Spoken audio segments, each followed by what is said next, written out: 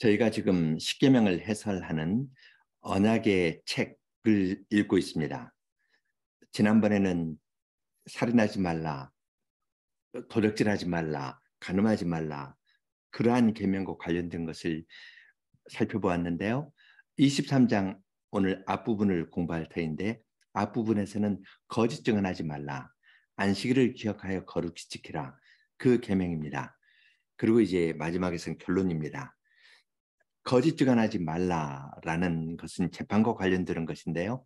읽다 보면은 그 당시에 재판은 증인이 있고 재판관이 있습니다. 증인은 어떻게 하고 재판관은 어떻게 하라 하는데, 그러나 그 중간에 원수의 낙유에 관한 이야기를 합니다. 어떠한 마음을 갖고 또 생활에서 원수의 낙유를 만났을 때 낙유가 길을 잃었든지 아니면 낙유가 짐을 너무 많이 싣고 가다가 엎드린 것을 보든지 그러한 때 어떻게 하라고 가르쳐 줍니다. 법조문인데요. 생활의 문제를 가르칩니다. 중앙간에 넣어서 가르칩니다. 여기서 우리는 율법의 말씀과 또 우리의 마음의 문제, 율법과 사랑의 관계에 대해서 가르쳐 주는 것을 볼 수 있습니다. 그리고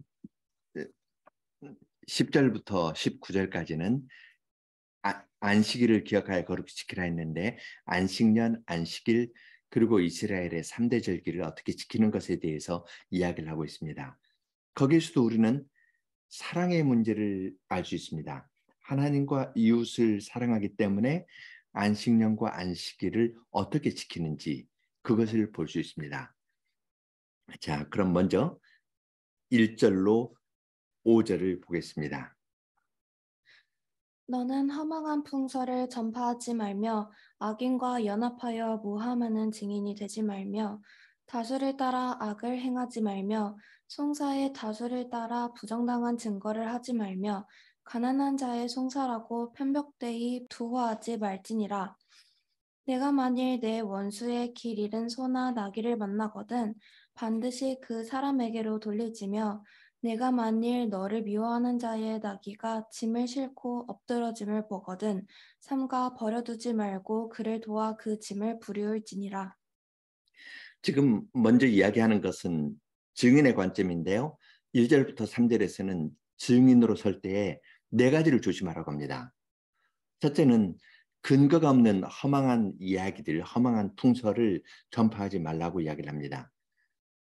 남의 말을 하는 것은 별짓과 같아서 뱃속 깊은 데로 내려간다라는 잠언의 말씀이 있는데요. 그냥 안부 묻고 하다가 어떤 듣는 소식 하면은 근거가 없이 확인 안 해보고도 이야기를 하는 경우가 많은데 그것이 재밌다 하더라도 근거가 없는 말을 들어주거나 전파하지 말아라. 그렇게 이야기를 합니다. 두 번째는 악인과 연합하여 무함하는 증인이 되지 말라고 이야기합니다. 악인이 어떤 의도가 있어가지고요. 근거가 없이 어떤 일을 하라고 유혹하기도 하고요. 압력을 넣기도 합니다. 악인은 자기 계획이 있거든요.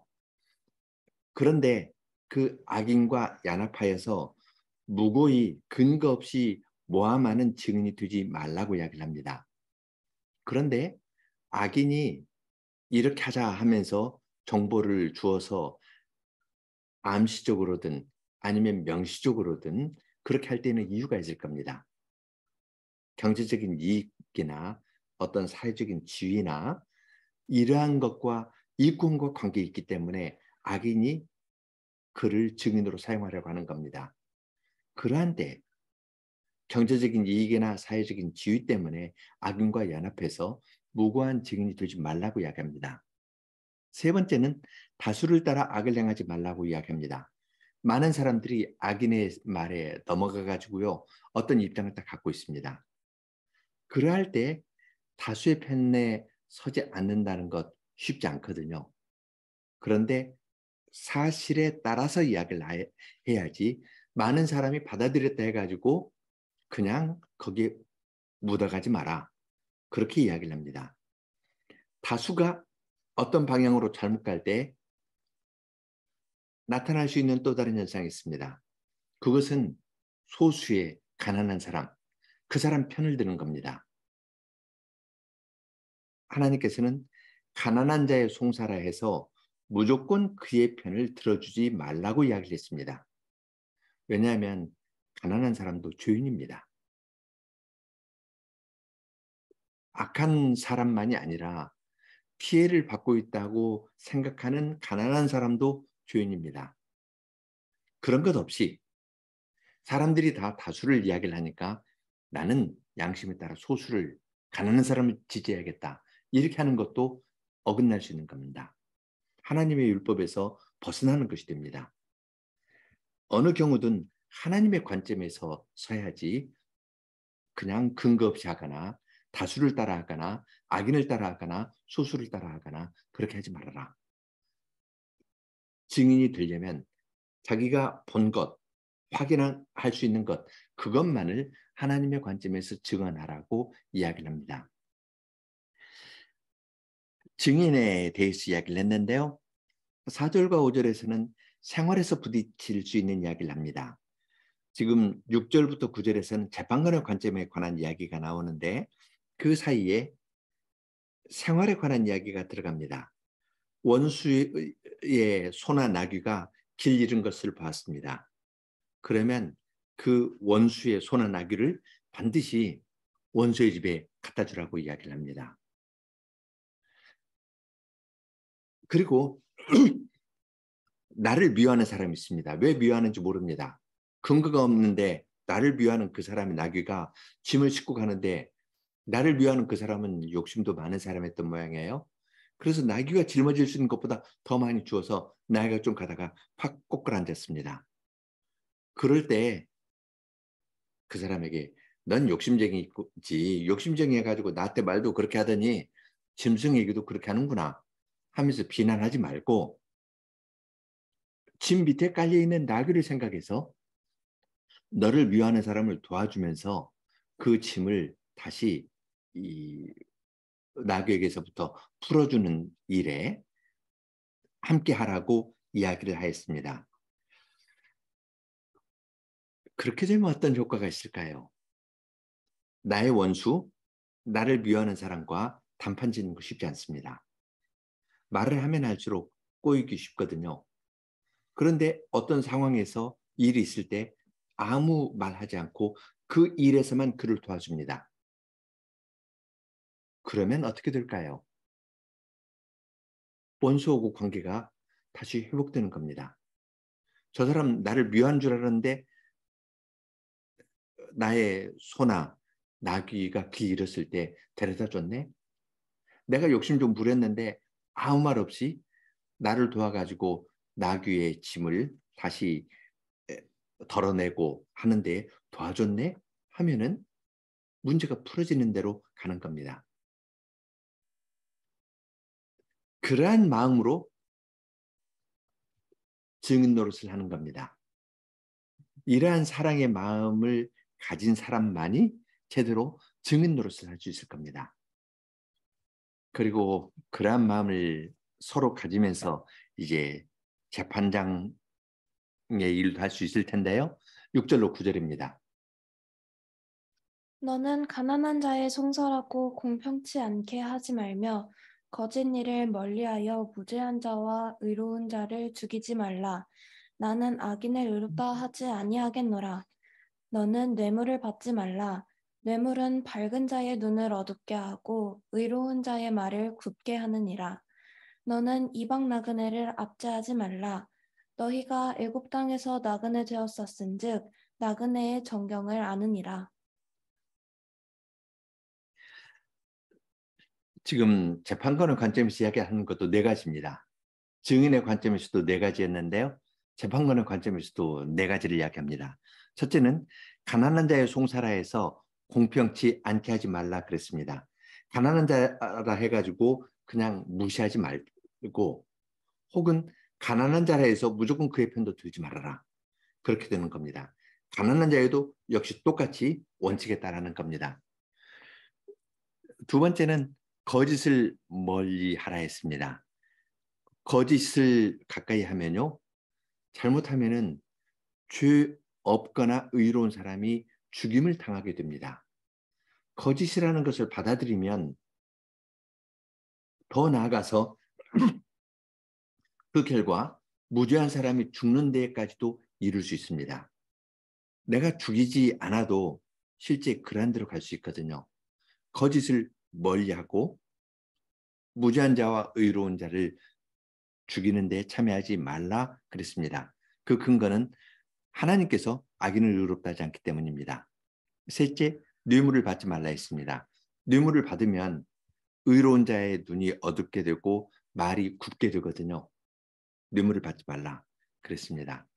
네 번째, 이방 나그네를 압제하지 말라 그랬습니다. 그리고 그 근거는 너희가 애굽 땅에서 나그네 되었었기 때문에 나그네 형편을 알지 않느냐라고 말합니다. 9절에 있는 것은 마지막 이야기이기도 하지만 재판관의 관점에서 네 가지 가운데 마지막이기도 하지만 지금 이 이야기의 전부의 결론도 됩니다. 우리가 애굽 땅 나그네 되었던 데에서 하나님께서 구원해 주셨다. 이러한 하나님에 대한 사랑이 있으니까 그 사랑을 품고 다른 사람을 대하는 겁니다. 그러한 사랑을 함께 받았기 때문에 비록 나하고 사이가 안 좋은 사람이라 하더라도 그의 나그나 소가 길을 잃으면 그에게 원수에게 돌려주고 나를 미워하는 사람이 욕심부려 정뚱한 일을 만들었어도 그 일을 처리하는데 함께하는 겁니다. 하나님을 사랑하고 이웃을 사랑하는 것이 그 밑에 있으면서 구체적인 재판장에서 어떤 문제들을 풀어갑니다. 법만 움직이는 것이 아니라 그 법 밑에는 하나님을 사랑하고 이웃을 사랑하는 것이 밑에 깔려 있는 것을 여기에서 볼 수 있습니다.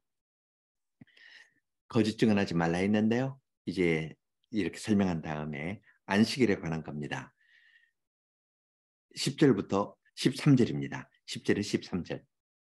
너는 6년 동안은 너의 땅에 파종하여 그 소산을 거두고 제 7년에는 갈지 말고 묵여두어서 내 백성의 가난한 자로 먹게 하라. 그 남은 것은 들짐승이 먹으리라. 너의 포도원과 감람원도 그리할지니라. 너는 6일 동안에 내 일을 하고 제 7일에는 쉬라. 내 소와 나귀가 쉴 것이며 내 계집종의 자식과 나그네가 숨을 돌리리라. 내가 내게 이른 모든 일을 삼가 지키고 다른 신들의 이름은 부르지도 말며 내 입에서 들리게도 말지니라. 지금 안식년 이야기를 하고 안식일 이야기를 하는데요. 6년 동안 땅을 파종해서 소산을 거두지만 제7년에는 갈지 말고 묵여두어서 땅도 푹 쉬게 했습니다. 뿐만 아니라 거기에서 저절로 자라는 것은 백성의 가난한 사람이 먹고 들짐승도 그 남은 것을 먹게 하였습니다.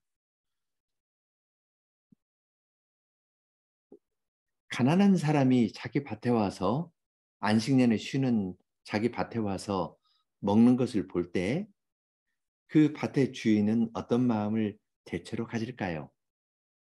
좋다, 그럴까요? 아니면 왜 내 밭에 들어와? 발도 못 붙여. 그렇게 이야기를 할까요? 사람의 자연스러운 본성은 못 들어가는 겁니다. 그런데 하나님께서는 내 백성의 가난한 자가 안식년에 와서 경작하지 않은 땅에서 무엇을 거두어 가면은 그걸 너그럽게 받아주라고 이야기를 합니다. 사실 가난에는 여러 이유가 있거든요. 아주 복잡합니다. 사람이 가난하게 되는 데는 여러 이유가 있습니다. 의를 향하다가 가난하게 된 사람도 있고 게을러서 가난하게 된 사람도 있고 복잡합니다. 그걸 설명해서 좋은 가난한 사람은 여기에서 먹지만 게을러서 가난하게 된 사람은 먹지 마라. 이런 식으로 나누어서 대하라고 하지 않았습니다. 그냥 하나님의 사랑으로 내가 6년간 일해서 먹고 살게 된 것도 하나님의 은혜거든요. 그러니까 다른 사람에게도 그러한 은혜를 베푸는 겁니다. 들짐승이 먹는 것도 기쁘게 받아들이라고 그랬습니다. 짐승이 뭐 회개했기 때문에 거기서 먹을 자격이 있나요? 가난한 사람이 회개했기 때문에 생활 태도를 바꿨기 때문에 먹을 자격이 있나요? 아닙니다. 하나님께서 우리에게 그런 사랑을 베풀어 주셨으니까 6년간 열심히 일하지만 제 7년은 묵여두고 어떤 사람이든지 들짐승이든지 와서 먹는 것 허용해라. 그렇게 이야기를 합니다. 12절에서는 안식일에 관한 이야기를 합니다. 6일 동안 힘써 일하지만 제7일에는 쉬어라. 소와 나귀도 쉬고 계집종의 자식과 나그네도 숨을 돌릴 수 있게 다 쉬라. 그렇게 이야기를 했습니다. 하나님께서 쉬셨기 때문에 하나님의 안식에 참여하도록 그렇게 이야기를 한 겁니다. 그리고 그날은 쉬는 것만이 아니라요. 다른 신의 이름을 부르지 않도록 했습니다. 그건 달리 말하면 하나님의 이름을 부르는 겁니다. 안식년 안식일에 하는 것을 보면은 땅을 묵여두고 쉬고 숨을 돌리고 다른 신의 이름을 부르지 않습니다. 그러면 그것은 그 안식일에는 우상을 섬기지 않고 하나님의 이름만 부르는 겁니다. 하나님의 이름을 부르면서 하나님에게로 더 가까이 나아가는 그러한 날이라고 이야기를 합니다. 안식년, 안식일, 절기를 이야기를 했고요. 이제 세 번의 절기에 대해서 이야기를 합니다. 14절로 17절입니다. 너는 매년 3차 4개 절기를 지킬지니라. 너는 무교병의 절기를 지키라. 내가 내게 명한 대로 아비벌의 정한 때에 7일 동안 무교병을 먹일지니 이는 그 달에 내가 애굽에서 나왔음이라. 빈손으로 내게 보이지 말지니라. 맥추절을 지키라. 이는 내가 수고하여 밭에 뿌린 것의 첫 열매를 거둠이니라. 수장절을 지키라. 이는 내가 수고하여 이룬 것을 연종의 밭에서부터 거두어 저장함이니라. 너의 모든 남자는 매년 3번씩 주 여호와께 보일지니라. 예, 세 번 이제 3대 절기를 지키는데요. 무교절, 맥추절, 수장절 그랬습니다. 무교절은 6월절하고 붙어 있죠. 맥추절은 칠칠절이라고도 이야기를 합니다. 수장절은 이스라엘 백성들이 광야 나그네 생활을 한 것을 기념해서 장막절이라고도 이야기를 합니다. 구원 역사에서 6월절 무교절은 나왔고요. 애굽에서 나왔고 77절 맥주절은 시내산에서 언약을 맺은 때입니다. 그리고 수장절 혹은 장막절은 이스라엘 백성이 광야 생활한 것을 기념하는 절기입니다. 이 세 절기는 하나님의 구원과 관련되어 있지만 동시에 농사절기하고도 관계 있습니다. 무교절 혹은 6월절은 봄 추수의 시작입니다. 그래서 그날 애굽에서 나왔는데 빈손으로 내게 보이지 말아라 할 때에는 봄 추수 시작했을 때 시작한 것을 하나님께 드리는 겁니다. 그리고 맥추절은 봄 추수가 끝났습니다. 가을 추수에 비해서 봄 추수는 첫 열매라 할 수 있거든요. 본격적인 추수는 가을 수장절에 있지만 수장절은 추수해서 거두어 가지고 창고에 두는 그런 절기입니다. 가을 추수지만 맥추절은 봄 추수 첫 열매를 거두니까 그때 하나님께서 주신 이 거둔 것을 하나님께서 주셨다면서 하나님께 감사하는 겁니다. 그리고 수장절에는 이제 1년 동안 거둔 것을 그 해의 말에 밭에서부터 거두어서 저장하는 절기입니다. 새 절기를 지키면서 이스라엘 백성들은 우리가 얻게 된 건 모두 하나님께로부터 온 것입니다. 처음부터 마지막까지 봄 추수 시작할 때부터 가을 추수 끝날 때까지 중요한 때 하나님께 드리면서 살아갑니다. 동시에 이것은 구원의 의미가 있어서 무교병을 먹고요. 이는 그달에 내가 애굽에서 나왔다. 그렇게 이야기를 해서 바로의 종된 데에서 하나님께서 구원해 주신 것을 생각하니까 무교절 지키러 올 때 빈손으로 오지 않습니다. 하나님께 감사하면서 드리면서 나옵니다. 구원의 사실이 그들의 일상생활하고 붙어 있는 것을 이러한 데서 알 수 있습니다. 하나님께서 붙여서 절기 때 지키도록 했습니다. 그러면 절기를 지키는 규정에 대한 것도 있는데요. 18절, 19절입니다. 너는 내 희생의 피를 유교병과 함께 드리지 말며 내 절기 희생의 기름을 아침까지 남겨두지 말지니라. 너의 토지에서 처음 익은 열매의 첫 것을 가져다가 너의 하나님 여호와의 전에 드릴지니라. 너는 염소 새끼를 그 어미의 젖으로 삶지 말지니라. 지금 새 절기를 지킬 때 그 주의할 점을 이야기를 하는데요. 여기서도 네 가지입니다. 아주 그 지금 증인의 관점도 내 재판관도 내 절기를 지키는 것도 내 대해서 이렇게 잘 기억하고 마음에 담아두도록 했습니다. 첫째는 희생의 피를 드릴 때 유교병과 함께 드리지 않도록 했습니다. 소재를 드리더라도 누룩 없는 것으로 합니다. 그러니까 그들은 지키면서 무교절을 생각할 겁니다. 애굽에서 나온 거 생각하면서 누룩 없는 것으로 드리겠습니다. 둘째, 절기에 드리는 희생 제물을 희생 기름을 아침까지 남겨두지 않았습니다. 아끼면서 남겨두지 않고 그날 그 절기에 아침까지 남겨두지 않고 그날 그것을 다 사용했습니다. 그리고 셋째, 처음 익은 열매의 첫 것을 하나님께 드립니다. 처음 익은 것에 열매를 거둘 때까지 노심초사하면서 농사를 지을 거거든요. 그의 소원은 여기에 나온 첫 번 것을 하나님께 드리겠다. 하나님께 드리려는 마음으로 그는 일도 하는 겁니다. 그래서 지향점이 하나님께 드리는 것에 있다고 이야기를 합니다. 넷째, 염소 새끼를 그 어미의 젖으로 삼지 말라 그랬습니다. 쉽지 않은 건데요. 그 당시에 그러한 주술적인 풍습이 있었다고 이야기를 합니다. 어미의 젖에 새끼 염소를 넣어서 하면은 자녀를 많이 낳을 것이다. 새끼를 많이 낳을 것이다. 이런 주술적인 관행이 있었다고 이야기를 하는데요. 확실하진 않습니다. 그렇든 이렇든 간에 염소 새끼는 어미의 젖을 먹고 자라야 되거든요.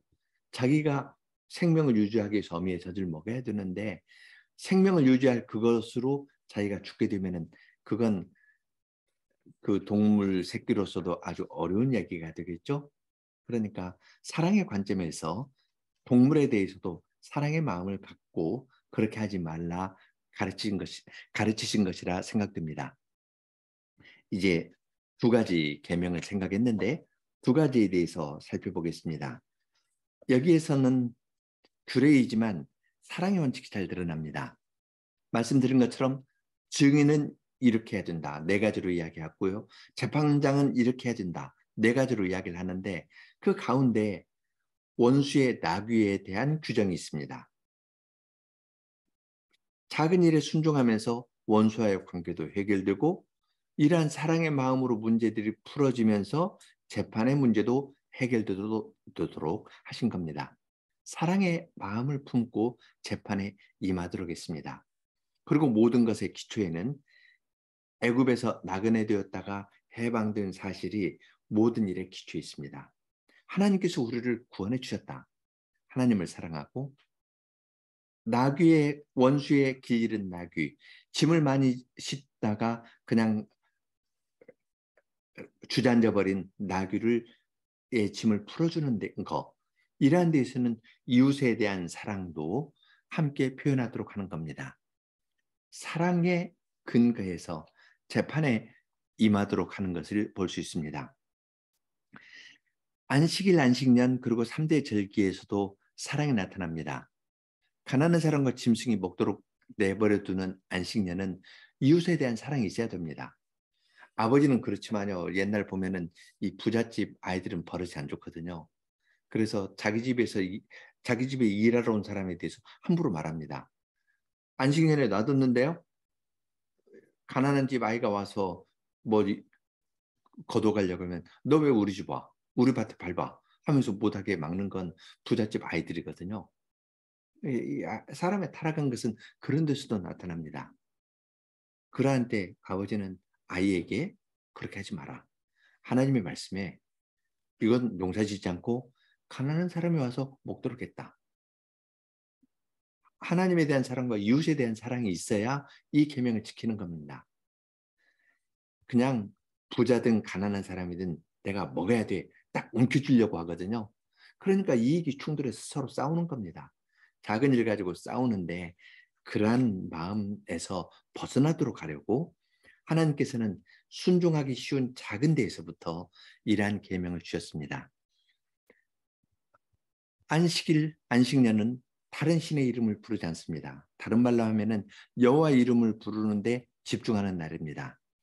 또한 3대 절기에도 여호와의 율법을 읽고 묵상하면서 지냈습니다.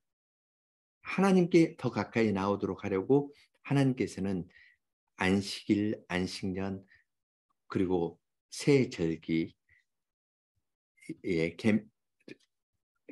새 절기에 그러한 규례들도 주셨습니다. 무교절이나 맥주절이나 수장절 같은 절기에 하나님께 나오고 하나님의 율법을 묵상하고 하나님께 찬송하면서 하도록 하였습니다. 이제 23장 뒷부분에서는 하나님께서 약속하시는 것과 경고하는 이야기가 있는데요. 법조문에 대한 이야기는 여기까지 끝납니다. 그러니까 안식일 절기로 마무리를 하면서 이스라엘 백성들이 이 계명을 지키면서 하나님께 더 나오도록 하는 겁니다. 아주 생활과 붙여서 십계명을 가르쳐 주시는 것을 볼 수 있습니다. 같이 기도하겠습니다. 하늘에 계신 하나님, 주님께서는 참으로 지혜로우시고 사랑이 많으셔서 저희들이 10마디 언약의 말씀을 어떻게 지켜야 될 것인지 저희의 생활에 붙여가지고 아주 구체적으로 말씀해 주셨습니다.